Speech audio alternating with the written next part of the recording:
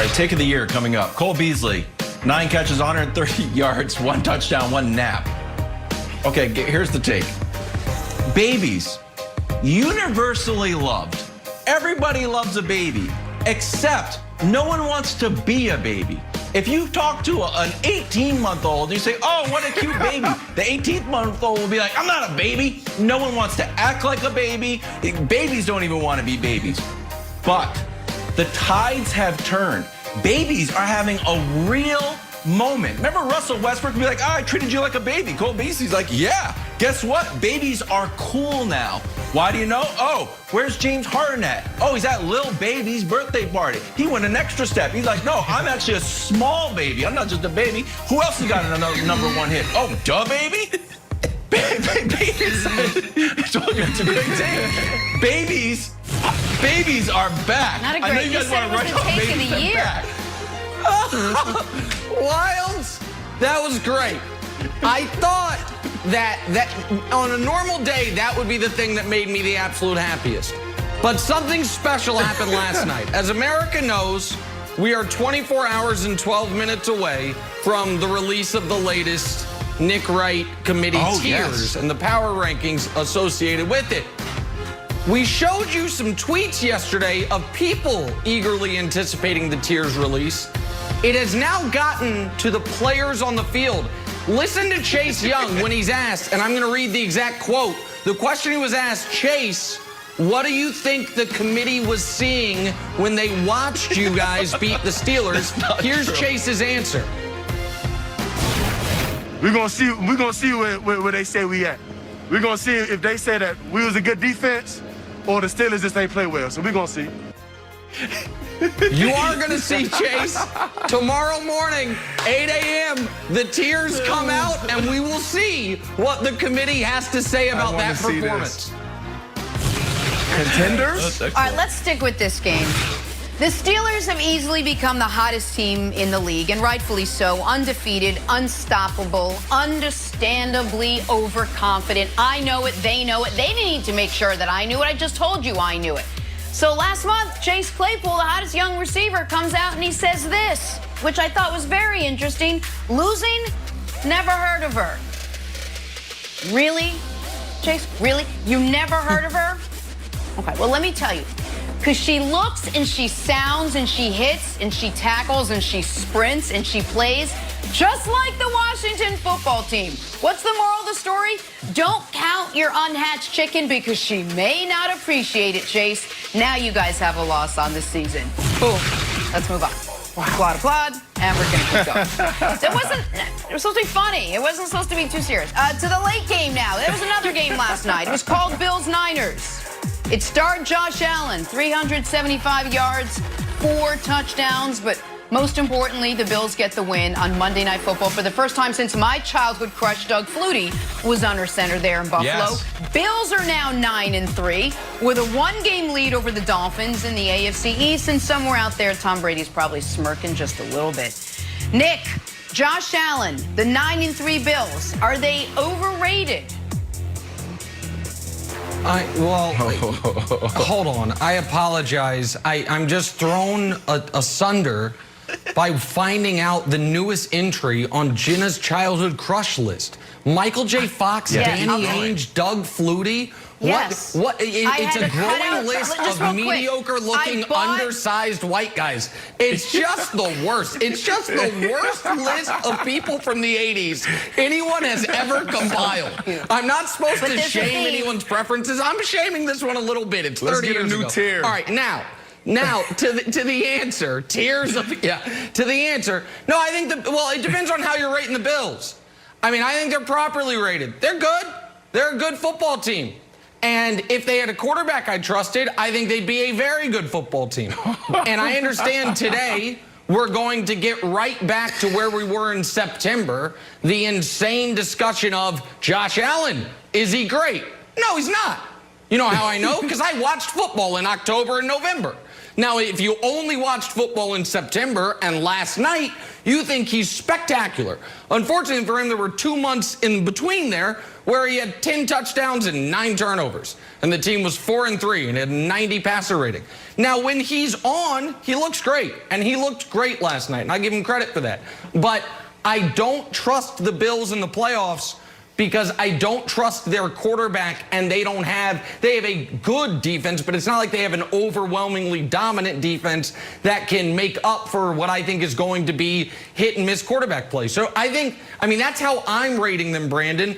So I don't think they're underrated. I don't know where you stand on it. I think they're properly rated. They're fine. They're underrated. And first, before I even dive into my take, Nick, why do you talk? Why is this a different discussion from the Cleveland Browns and Baker Mayfield? Why aren't we having the same discussion? You stand on the table for Cleveland and Baker, but then, oh my goodness! All right, Cleveland's got a better running game. They've got a better defense, and Baker's better than Josh Allen. That's why. Oh, my goodness. So you'll take Baker. Okay, got it. Noted. Yeah, look, definitely. They're underrated. And, Nick, this is terrible. I'm going to learn my lesson. You moved me off my take.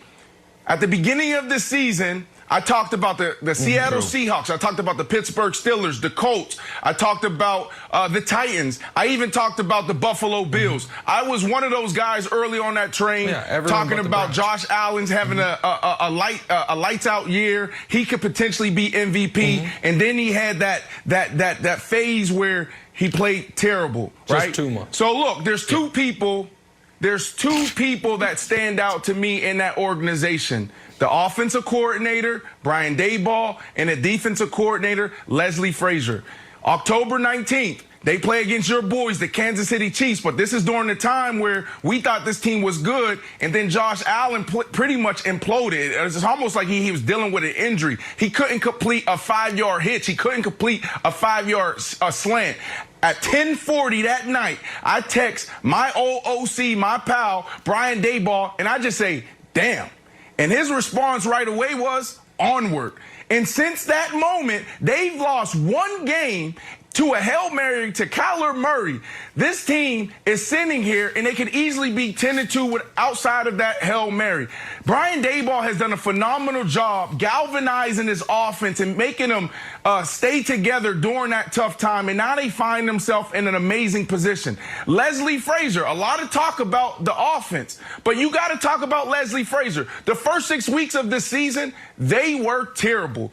Any quarterback coming in, they had an amazing passer rating. They were one of the worst in giving up a bunch of yardage and touchdowns to quarterbacks. Yep. Since then, they went to the opposite end of the spectrum. Leslie Frazier has taken a bad defense and made them great within the last 6 weeks. And these two guys need to be highlighted, and they are the reason why this team is sitting here in this position. Brandon, you are a Hall of Fame wide receiver, in my opinion. You're also might be the world's most efficient texter. Every texting story you got is just like, damn, onward. It's just like, bang. It's just, you don't even need the full keyboard. You could just go with like old school T9, which might be the issue. Yeah. Just, damn, it's like, oh, it took me 10 seconds to write. Okay. Interesting little side note, side storyline as we see sort of like, oh, the ringing of cash machines. Maybe it's the flutter of the Bills. Josh Allen coming up for his extension, Nick, and you mentioned that Carson Wentz may have poisoned the water. Look at this, 27 days away, so that was last night, so now we're at 26 days away. So Spot Track, it's not Sport Track, Wild. Stop saying Sport Track. Oh my God. I know. That can't be. Oh my gosh, what? That's a big number. What do you mean, what? So do you make gosh. this deal? That's what the Bills are going to be looking at. Brandon, that's a scary number. That's a big number No, it's to not look a at scary to see number. what Carson Wentz is doing. Whoop! It's a big number for your old buddy KW. Go ahead, Nick. It's not a scary number. No, Nick, you keep talking about the Cleveland Browns, and we need to give them a trophy for becoming, a playoff team. So now you got the Buffalo Bills. So what do you say with this? It's the same situation. Josh Allen is balling. This team is playing lights out. So now you're saying, oh my gosh, we shouldn't pay this guy? Yeah. If you want to pay Josh Allen $40 million a year and $120 million guaranteed, have fun with it.